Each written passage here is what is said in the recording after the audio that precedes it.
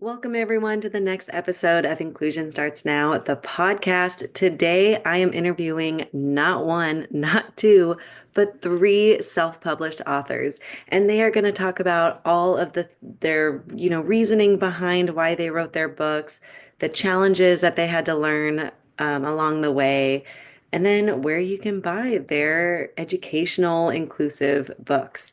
I am so excited for you to meet everybody. And before we get to that, I just want to say thank you so much to our sponsors, which will be my sweater closet today. I have been in sweaters nonstop and even changing them multiple times a day. They're so comfy, they keep me so warm, and it's sweater weather. So that's why we're here. Okay, let's get to the interviews. First, I am interviewing Rashta. She wrote the book Think Big, and it's all about growth and fixed mindset using the visual art of Mr. Big and Mr. Small. Let's go take a listen. All right. My name is Rashta. I'm a math educator by day and indie author by passion. I'm mom of three kids, very energetic kids. I'm also a type 1 advocate and a proud T1 mama. And my book is, yes, I published in July. Yeah, in July. So I lately published my book, Think Big. That's my debut book, and which is inspired by my daughter, who is type 1 diabetic. Okay, I was gonna ask, is that what T1, you said T1 mama. So that's type 1 diabetic Exactly. Yeah, mama. that's in our like in community as a kind of, jargon that we use T1. Yeah. And at home, actually we say T1, like not one, one. Oh, nice. I Yeah. like that. So your daughter was the inspiration behind your book. Do you want to share a little bit about your book? Oh, sure.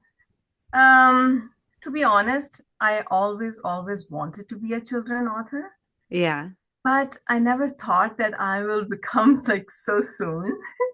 Yeah. I mean, I was writing as long as I remember in my childhood, in my universities. I did publish some my stories, short stories in magazines here and there, but like eventually I chose my career as a math teacher because I was passionate about math as well. Um, the turn, and I always thought that when I will retire from my teaching career, I will be a writer. So Yeah. I already decided that. But the turning point was when my daughter diagnosed with type 1 diabetes. Um, I tried to look for books which has type 1 representation. And I always was very keen about children literature. And I was, even like before marriage, I was collecting children books because for some reason I like them. It's such a simple way to deliver Yeah. big messages. Oh, So I feel the exact same way. I had yeah, so many books before there were any kids in our house. yeah, I don't know. There's something, if you, I don't know, I just collected books. And after children, obviously, I was more conscious and I was collecting more books. I was reading with them, especially with the growth mindset lesson, where they can learn something from there and Hmm. can apply them in their real life. So when Farah diagnosed with type 1 diabetes, I was like more into it. I was that kind of person like, okay, now I never thought about it, like how to raise more confident kids with a challenge who are facing challenge. I was like already into it, but I never think about really you know, the inclusion part. And I mean, I was always looking for books with different, but my focus was only like to the growth mindset stories, just, I mean, that. But when Farah diagnosed, I was like finding books, okay. But then at some point, I realized, okay, she needs to read books where there should be type 1 representation, in children literature. And with the advancement in type 1 diabetes, there is such a cool advancement. There's so cool gadgets they like kids are wearing nowadays. Their diabetic pod, insulin pumps. And I was like 100%, I will go to the library and I mean, there will be so many books. I know there are books on hearing aids. I know there are books on like the representation of wheelchairs and like different cultures. So there will be like representation of type 1. And I didn't think for a moment that there will not be a book like this. So when I started to find those books, and man, there was nothing out Yeah. there with this representation. And I was really was very angry and like kind of shocked. I mean, there are type 1 kids out there and so many in our community. So I think that was the point. I realized that, okay, I should take that initiative. Um, and that was the time I took break from my teaching career. I was having time because we have to manage her type 1 diabetes. It's a 24 by 7 condition. And then I started to think about it. I mean, I did find book about type 1 diabetes. The focus was type 1 diabetes there, but I was craving for a book where it's just a character type 1 and it's just a Yeah. normal story. And that's how kids learn. But I believe that when they see a character in the story, they sometimes they idealize it. They just see, okay, they could be that person who can do that, who can be astronaut, who can be chef, whatever. So then I started to think about it. Okay, how can I do that? So I started to think about the idea, and I was always like very much into the topic of the growth mindset and the fixed mindset concept. That how Yeah. can I teach that to kids? And it's a little bit, I mean, it's an easy and a complicated concept as well at the same time. But I really believe when you start teaching kids this concept from very early age in a very fun way and easy way, they really get it. And if something stick with them for so long, I mean, it can really, really help in their self-awareness. So I Yeah. come up with the idea um, with Mr. Big and Mr. Small, where it's a kind of, I was really want to tell kids that there are always two ways to learn about it. And then I think, okay, there you go. My character is going to be type 1 and with the diabetic part, and there will be representation there. Just Well, a I normal. absolutely loved how you had Mr. Big and Mr. Small because I felt like it was such a good visual representation Mhm. and like a very easy way to talk about like a growth Yes, and fixed mindset later. So it's like, not like the book gave you the language and it's like, I don't know, we could be at like a new swimming class and they're like afraid to do it and being like, "Hey, are you listening to Mr. Big or Mr. Small right now?" there Like you go. You get it it. was such a great, I mean, I was like so blown away. And then, cause yeah, and then I did notice the representation of the, what do you call this? Diabetic part. It's Diabetic part? insulin diabetic part. Okay. So when I saw that, I was, cause my daughter even asked like, "Oh, what's that?" And I was There like, you go. "Oh, well, like it's for people with diabetes, but like I don't really Hmm. know that much about diabetes either." And so we got to it and I was like, the first time reading the book, I remember I'm like, wow, I hope they talk about that because I'm like, I don't have much information. And then, yeah, when you got to the page of like, remember that time that we were in the hospital, and I was just like, oh, yes. Like, what a great way to like bring it up, but in such like a simple way. But like, that is a big part of her identity. And I thought you did such a great job Thank you. with the Thank you so story. So, much. how did you get your book published? Did you self-publish or go through a publisher? What was that like? I self-published my book. And I don't know. I was like, I did see the traditional publishing as well, but honestly, like, I just want to take my time. And I'm pretty sure, like, with traditional publishing, you have to trust their illustrations as well. And that was the part, like, I really want to have a control of. I Yeah. mean, if I want to produce some book, I was ready to invest money, but at the same time, I want something what I want as an illustrations. So that was the one part that I didn't go to the traditional publishing route. So I decided to self-publish, and yeah, so I hired the editor and then illustrator She was wonderful, wonderful illustrator and the book designer, and finally like formatting, and then just on Amazon. Yeah. Yeah, but it was I mean, it took me 2 years Yeah. because obviously like I just, doing thing with my own pace, and there's so much to learn in this Yeah. journey, and I was starting from scratch, but honestly like it was so fun, and it's a very gratifying journey. I mean, it's hard, like sometimes like it's really frustrates you when you don't get something, or and when you get it you said, oh, why not I like know it about earlier so I can do that. But I Yeah. think it's all about the process of it's a process of learning, and I'm still enjoying it and learning about it. So yeah, I decided to self-publish my book, and I'm still learning about marketing stuff. It's really It's hard, so hard. honestly. It's so hard to do all of it by yourself. Exactly. But yeah, but during the process, I really learned that okay, it's about marketing, but at the same time, it's about your passion and purpose as well. And sometimes, I know there are not enough sale, but once sometimes I come to you and tell you that my daughter get it and how happy my daughter was, like she get type 1 book. I mean, I feel like, okay, I did justice with my book and my purpose and my Yeah. passion. So I think it's about that, and things do get easier with if you have a purpose in your mind. Yeah. I totally agree.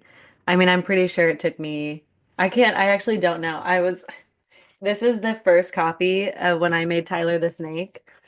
And it's like clip art that I was trying to, and it like, look, it's little. Oh, my green screen's ruining it. It was like, because I didn't know how to get an illustrator. And I was just Hmm. like first I was trying to draw it. That was horrible. I did one drawing and I was like, I am not good enough. Like I was having a really hard time. But like then I was just doing all these clip art little animals. As I am learning more, I'm kind of blown away, like how much you have to show up and how much you have to do. And yeah, with I mean, I'm doing my teaching job as well, and like sometimes my head spin, but Yeah. at the end of the day, like I reflect and I just feel blessed. Everyone is born for some reason and for purpose. Yeah. So I definitely feel now that like the three books are all here and I get to hold them all the time, it feels like it was all worth it, but it is like thinking back to so many steps of like being frustrated and like, oh my gosh, I have to pay for this now. Like I know. that was, yeah. Well, do you have any tips for any aspiring writers who might be listening? Ah, I'm I'm still learning, but I will say whatever, like so far I have learned, first of all, there should be some purpose behind your writing.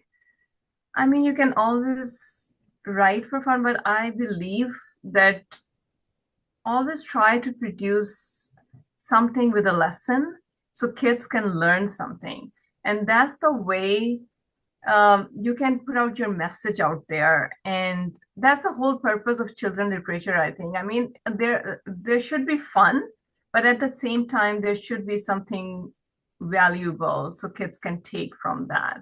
So that's the first thing. Like if you have an idea, just refine it as much as you can from your beta readers, and just ask your family members, friends, strangers, as much feedback as you can take Yeah. on your first draft.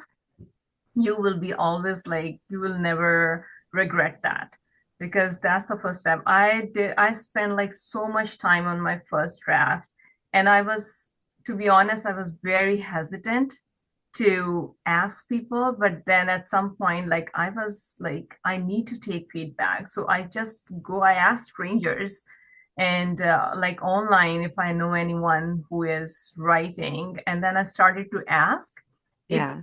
takes me time. I mean, 3, 4 months, unless I was like satisfied that okay, this is a good story and it's a good idea. I didn't take a step further. So once you find, I think that's very basic, if you want to get into this publishing journey, because uh, it is a very competitive, I think, Yes. field as well, especially children literature. So many good authors there. I mean, so much. And what else? Yes, learn the marketing stuff. Yeah. I mean, there's a lot to learn, but if your idea is good, I mean, you should be okay, because when you have a passion and purpose and you want to get done something, you will find the way. Yeah. So don't worry too much about it. I mean, I'm still learning, but now I know my idea is strong, and I know that I want to help Type 1 kids. I know I want my book to be in the library, so I can like go and ask and discuss, and I can tell them, okay, this is why I worked so hard for 2 years and I have a purpose. So I mean, once you have a purpose there, you will be good, you will find your way. And Yeah. I think those are two really good tips because I do think I'm I'm not always the most patient person. When it comes to like kids, I have a lot more patience, but when it comes to like getting stuff done, I'm like, I just want to get it done. Let's go quicker. And I definitely feel like there were times that I rushed the editing process. Like I wish I asked more people. And when I saw the final draft, I wish, because I don't know if you know this, on my first book, I have an error in it. And I like had to buy stickers to cover up the area. That's an error. And then learning how to be marketing your own, that was like so many different roles in like doing this whole small business thing. And the marketing is like, I don't know. Sometimes I feel like I've totally figured out social media, and then sometimes I'm just oh, like, how did that video exactly. flop? Like I felt like that was so informational and I worked so hard on it, and then you're just like, dang, no one cared about that one. Like So it's true. yeah. So true. Now I'm in peace where like I know like I have to be genuine who I am, Mm-hmm. and what I have Definitely. to say and when I have to say and how much I have to say, where it should be purposeful and like just maybe for informational purpose. Like if my article is published, then I just want to publish about it. And Yeah. yeah, I'm feeling good now about it, like feel balanced. Where Yeah. So do you have another book idea already in mind? whenever an idea came up in my mind, it's like my journal is getting so full. Yeah. Oh, yeah. I have It's like, once you yeah, start, I think it gets really hard to stop. Like once you do yeah, one, then you're like, yeah, I'll do another one. Like, I sure, know. let's just throw in a third. Yeah, but there is one idea, like it's really, really, I am after it if I will be able to publish it, my next book. Yeah. And it will be about mindset. So if it's just simple idea we put in kids' minds, because when like kids remember everything from their childhood, like something which like before age 5. That Yeah. little thing. I mean, my daughter was like 4 when I started this idea, and I was always like making up stories at night and just telling them at night before like bed. Yeah. And I never know like this idea was there. My daughter was saying that there's a fire pole in school that I mean, I'm thinking I should do it or not do it. And at that time I think like, okay, how I can encourage her, but I don't want to say like be brave and do it. I just want to tell her that if like she should take her time, and if she is thinking, I mean, not negative, but feeling not so good about it, take her time to do it and then do it. And then one night I just tell her a story about Mr. Big and Mr. Small. I just made it up. And Yeah. then every night I was telling her this. And one day, like, she went to school and said, I left Mr. Small at home, and Mr. Big was only with me when I did the fire pole. And I was like, wow, I mean, this idea is working. And Yeah. when I wrote the book, it's like so much stick with my kids that they always like. talk about, okay, Mr. Big and Mr. Small. Oh, I cried, Mama, because Mr. Small was there. So it's just a simple concept, but that's so it's, cute. yeah, they're And then it getting. gives you a perspective of like what they're struggling with. Like they're having a hard day and now they have like a way to say that like I was stuck in this fixed mindset and I couldn't get out of it, but in a way that we can all understand. Like that's Exactly. so beautiful. Well, Well, thank you thank you so so much, much. Rashta, for being here. Thank you so much. The next person I interviewed is Sean Gold. He came out with the book, The ABCs of Disabilities. Now, Sean Gold does have a disability, and we used a computer program for him to respond to the interview questions for me to share with you. Excuse the error on the first interview answer and enjoy us trying to figure out how to make podcasting accessible for everyone. So, first, Sean, thank you so much for being on here today. And I am just hoping if you could first introduce yourself to everybody. My name is Sean Gold. I am an advocate, podcast host, author, and public speaker for the disability and chronically ill community. My disability is cerebral palsy, and I have a tracheotomy breathing tube. I have one Microsoft certification for web design, and I have 2 published books. For the past 3 years, I worked tirelessly on an alphabet book to combat this called The ABCs of Disabilities, which was released on September 17th. It's going to include 26 terms from A to Z that parents, guardians, grandparents, and teachers can read to the children to help them learn how to understand and empathize with their friends in inclusive ways. I would love to see this book be shared everywhere, and I would definitely come to read to the students upon request. It is available everywhere, and I would love for you to purchase a copy. Okay, I also just realized it just did the woman voice, and I don't know why it did that because I chose the man voice. We agreed on a voice.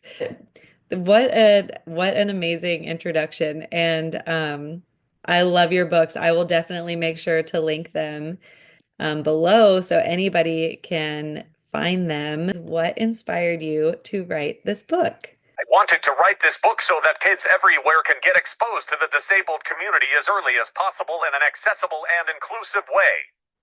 And I love that because I really do. I so strongly feel that like kids need to learn about people that are different than them at such an early age. Because when they do that, then they're like, I don't know, they're just like ready for the future, ready for like when they do meet a person with a disability.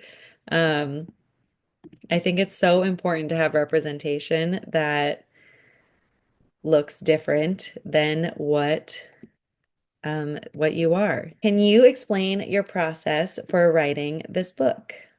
I began this book 2 months after my first book, Pure Love, or Is It? Was released in March of 2021. In May 2021, I was writing the first draft of the alphabet book. By September, I met with my team at Editrite and we began to research for grants and scholarships to fund the illustrations. I also have to give a thank you to RACSTL, aka the Regional Arts Center of St. Louis, for my grant to pay for the illustrations with the illustrators at Pretend Friends. I couldn't have done it without them. It was such a big grant to cover the cost. That's really awesome. Yeah, there are so many different fees in writing books that I had no idea before because I chose to self-publish. And so paying all those fees of like um, the copywriting and the like barcode and the ISBN number, like that was all totally, totally different information, or totally new information that I had no idea. So that was great that you were able to find a grant. What was the biggest challenge for writing this book? The funding was definitely the biggest challenge, especially since I'm a self-published author, so it all comes from my pocket besides the grant. It'll definitely be a few years before I'm able to say I got the money back that I put into this book, but it was so worth it. Due to everyone, including you, who helped promote and post about this book, it became #1 under the no-released alphabet books for children. It was a dream come true to see the Orange Top new release in children's alphabet books on September 29th. That's so awesome. I didn't even know that that happened. Oh my gosh, congratulations. Okay, and do you have any tips for aspiring authors out there? Practicing your writing and research the best way for you to publish your book.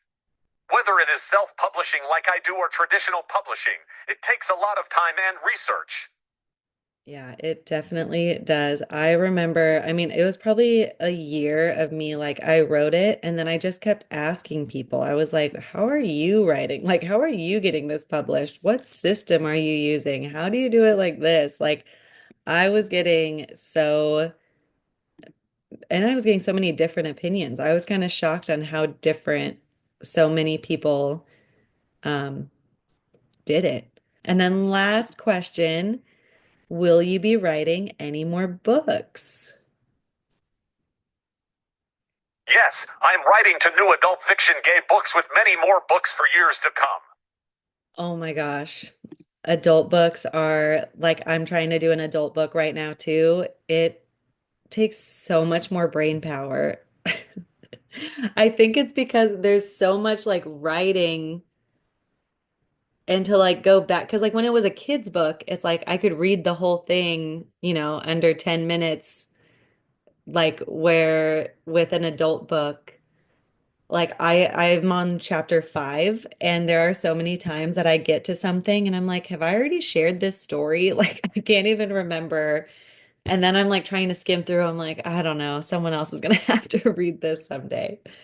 But I would love to buy your adult books whenever they come out because if it is I mean, your writing is great and I love the most recent book that has come out. So I will make sure to put it in the show notes below so anybody can get it. Um, and yeah, thank you so much for coming onto my podcast today, Sean. It really means a lot to me that you took the time to do this. And we are on our final interview with Jenny Mouse. She has written multiple books for Brian the Brain, and it is all about information of the brain, which is just it was so fascinating to learn from her and to read the story that she sent me. So enjoy. So, can you first introduce yourself? Hi, yeah, I'm Jenny, and I'm the mom of three. I've published four books now, and I'm from Ontario, Canada. My new release is the third in my series about the brain that I've written. So I have a big passion about psychology and about the brain, and helping kids understand how the brain works. I love that. So your other, because I just read the most recent one, but I haven't read the other two. So are they all about like a different section of the brain? Not so much a different section, but more like a different lesson. So, I actually wrote the books because I was teaching this series of classes about the brain to kids, and I wrote them as so I had four lessons that I thought were like the most important. That was where I started with my classes, and then I had some kids that would go on and do other classes with me about the brain. But those were the four most important lessons I thought that kids needed to know about their brains. So each of one of my lessons I turned into a book. So the first one is a simple introduction to the brain. It's called Brian the Brain Headspace. And it's basically the day in the life of the brain. So you see all the things the brain has to do to support his human, Ryan, and the brain's name's Brian, if you didn't Hmm. get that from the title. And then the second one is about the parts of the brain. So you go on a trip. So it's called Brian the Brain Mind Trip. And you go on a trip to each different part of the brain and you learn what it does, and how it works. And then the newest one that you have read, that is Brian the Brain Mindset Go. And it is a growth mindset book that it teaches how the brain learns and talks about concepts like growth mindset and grit. Yeah, I love that. I love books that are about like how basically like therapy books is how I see that, where it's like this is like something you'd be learning in therapy. If you're like struggling to strengthen your growth mindset, it's like that is where you would learn that, where they would like support you to get those like, that the neuroplasticity stronger and like getting those practices better like in your head. Um, so I absolutely love all that. So I guess is that pretty much what inspired you to write these books, that you were doing these classes for kids and wanted to reach more people? Yeah, essentially, I did, I mean, start writing or teaching those classes because of like as a child, I had a hard time focusing in class. I actually suspect that I have ADHD, which is kind of hard to actually get a diagnosis for as an adult, but um, and it would take me a lot longer to complete my homework than the teacher said it was supposed to. Yeah. Um, and so school was really hard. Like I still got good grades, but I had to work a lot harder than the other kids. And when I started learning about the brain in university, things kind of clicked and I went, okay, this is how I can learn. This is how I can work smarter and not harder. And it became a lot easier to learn. And I kind of just like picked these tricks up along the way. So I wanted to teach kids about the brain because of my own challenges, and I didn't want them to have these struggles. And I ended up in teaching preschool level and going like this is where we need to start this. We shouldn't be Yeah. waiting until kids are in university or college to for them to start learning psychology lessons. We need to start it Yeah. as young as we possibly can. So that's why ultimately I started the class and then wrote the books. And is this class like a virtual class, or is this like online, or no, sorry, not online, or is this like in person? Yeah, it was all virtual, and it's still so it's not available right now just because I'm on maternity leave. So I'm taking a break from my live online classes, but it was a live online class to the platform OutSchool. Um, and there was a pre-recorded like a they called it Flex Class version. Hmm. Platforms changed a little bit, so when I come off of maternity leave, I'll be exploring how to list that again and whether it's going to be up there or on my website. But yeah, keep an eye out if you follow my social channels. I'll definitely be sharing when that course is back up. Yeah. What's your social channel again for people listening? I'll also put it in the show notes for everyone. I'm at Traveling Chalkboard on Instagram and on Facebook. Awesome. And I'll make sure to tag all those below too. So kind of switching gears, how can you explain the process of like how your book came to life? Yeah, so it's a I think a more involved process than most people realize. So first of Hmm. all, you get the idea, and I mean I always wanted to write books, and I've been writing for much longer than I've been publishing, which I think is how we all start off. Yeah. But it turning an idea into a book and getting it finished, there's a lot of steps along the way that you don't realize until you're actually doing it. Yeah. So first of all, I had to come up with the idea. So fortunately for me, I had my class, and so I kind of had it's almost like I had a bunch of helpers because my students really inspired me and let me know, okay, this is not making sense to me, and this is, and let me iron out a lot of the kinks in terms of how to actually present the information, and then turning it into a book. Basically, I take a piece of paper or I take a notebook, and it's like a combination of scribble drawings and messy writing, and just get the ideas out there. It probably doesn't make sense to anyone else. Like sometimes there's arrows and numbers, and it's all like a Hmm. code. Um, and then from there, I take it and I create a storyboard. So I draw pictures of the images I think will kind of go with the words, and I write out the text, so it's a little bit more clear. And then it kind of starts coming together. Um, Now, I started off, my storyboards used to be like stick figure drawings. I think they kind of look fairly nice now. It's come a long way, Yeah. but they weren't complicated at first. They were just, very, very simple. But it let me get the ideas out there. And then I work with an editor. So once I'm happy with how the book's looking, I type everything up and I send it to my editor. And then I work with an illustrator. So After she's Yeah. gone through it, and I've read through all of her amazing million comments and made whatever changes I think are necessary, and sometimes go back and forth with her a little bit. Then I send it to my illustrator, and he gets started on the illustrations.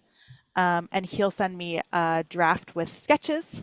I look through it, give him a million comments. We go back and forth on that a few times until we get that right, and then he'll get once we're happy with the sketches, he'll get started on color illustrations and polish it all up. So it's quite a process. There's lots of steps. Yeah. Oh yeah. Just you going over that made me think about me when I first met the woman who ended up illustrating my books. And because I first, when I gave her, so basically my storyboard was like clip art. Like I actually have it with me. It's, I like had clip art and I just like wrote, put them on the pages and it looked so bad. And then she kind of like copied them at first and put them in the book. And I was like, well, I don't want them to look like that. Like, I don't think those look good. And so then when she made the characters how like she wanted to, I was like, okay, that's so much better. Like, and then, yeah, I definitely remember there being some back and forth, and it's like everyone's like vulnerably, like you're being so vulnerable and creative. And like, I mean, showing your creativity is like a very vulnerable process. And yeah, it was interesting to try to work with everyone doing that. Do you feel like there were any challenges, or like what was your biggest challenge throughout the Yeah, I think process? like, yeah, sometimes there's just it's communication in terms of the illustrations because when you say something to somebody, it makes sense in your own mind, but it's not Mhm. until you get the illustrations back when you go, oh, I guess I wasn't clear about that. So sometimes there's things where it's like, okay, I just want this one, like there's this one thing I'm trying to communicate, and it might not be getting through the way I think. But it's kind of like yeah, you're talking about, oh, you gave those clip art images and your illustrator went, okay, this is what she wants, right? Mhm. Um, so it's that communication piece where sometimes it's like, um, yeah, that's not really what I meant, but I see now that you've done it this way, I see why you thought that might be what I was getting at. Yeah. And So do I've you done feel, it like the first book I did. I was actually starting to self illustrate before I found an illustrator, so I had quite a few sketches already. I sent that to the illustrator, and he used that as like an idea to get ideas for his illustrations. And the second book, I thought, let's let's see what he comes up with. So I didn't actually send him illustrations. I mhm. still did my messy storyboard, um, like just very rough, but just for myself. And then I sent him suggestions on the illustrations. And for with him, I found that was trickier. So I went back to having a bit more of a drawn out storyboard with the third book, and sent him those. But I know there are illustrators that prefer to not have any images drawn, just to be sent text, because then they can just dive in and let their imagine, like there's nothing that's showing them what to do, so they can just dive in and let their imagination go. So Yeah. I think it depends who you work with. Yeah. Would you say that was like the biggest challenge in writing the book? That and time. Um, like as a mom, it's hard to find the time to sit down and write and get a story out, and it can feel frustrating because you want things to move faster than they do. Yes. And Yeah. in publishing, it's every step seems to take longer than you think it will. Yeah. So I think like it's been a process in learning patience, and in putting my own lessons into action as well, like that grit and that growth mindset. I've needed that. That's fun. I was just gonna say that it's like your growth mindset is working so hard to not give up and keep pushing through and learning from your mistakes. And that's great. What do you have any tips for any like aspiring authors out there? I think my number one is join some writing communities. Before I had the Ooh. guts to publish a children's book, I was in some online groups for a while, just like reading, asking questions, like looking at different prices for printing. Um, Originally, the first story I wanted to write and print and publish, I wanted it to be a board book. And that was a big learning curve to realize how much it actually costs to print a board book because you buy them for like $10. Hmm. And if you try and go to a local printer where I live and get a book printed, it's going to cost you 30. So Yeah. unless you're ordering very, very large quantities. So having some groups that you're in part of, online or in person, most towns have writing groups. If there isn't one, start one. I actually started one in my hometown because I couldn't find one when I moved here. I moved back to where I grew up about 2 years ago, and since I started one, I've actually learned about two other ones that were kind of like low key going on. So Mhm. now I'm involved in two different groups, and I know there's a third out there that I might drop in on sometime. Um, Nice.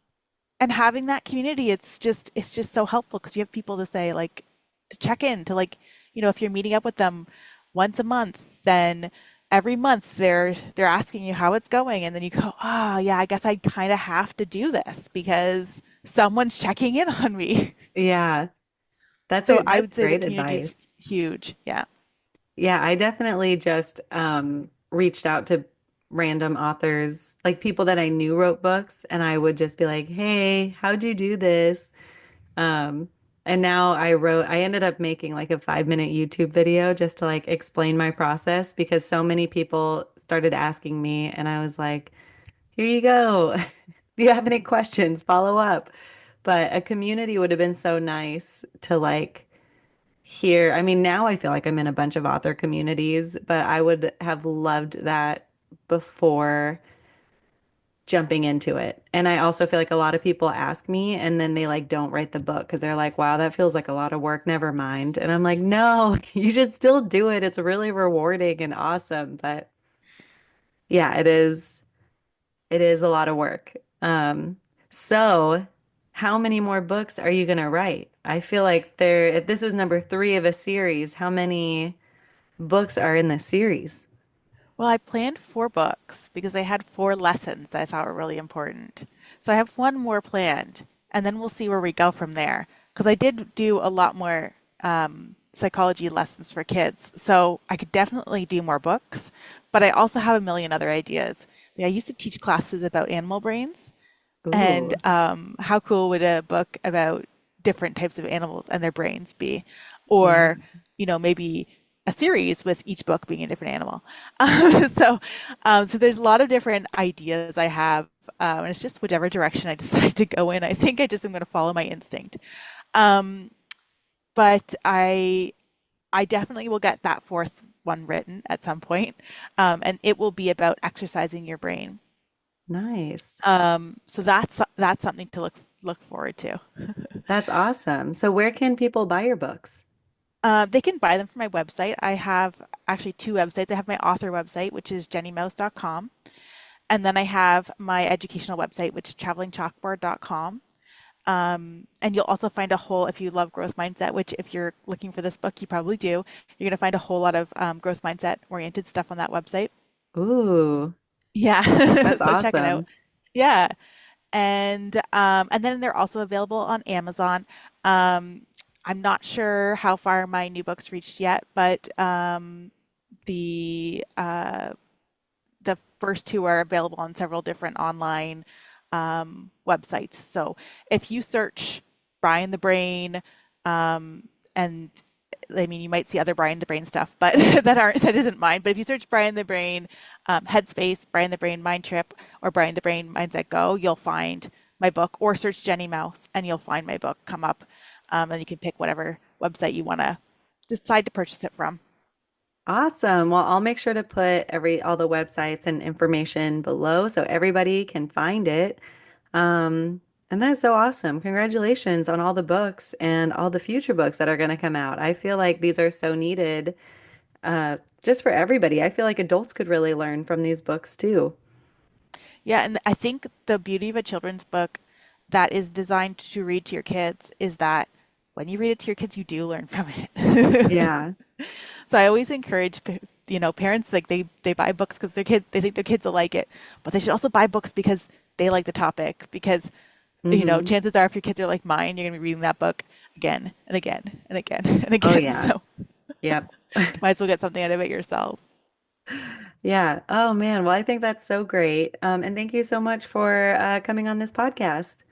Thanks so much for having me. It's been a pleasure. Thank you so much for being here. Thank you, Big Comfy Sweaters, for being a part of my life. And I will see you all next week. Have a great day. Oh my gosh. Inclusion starts with you, and I just want to help.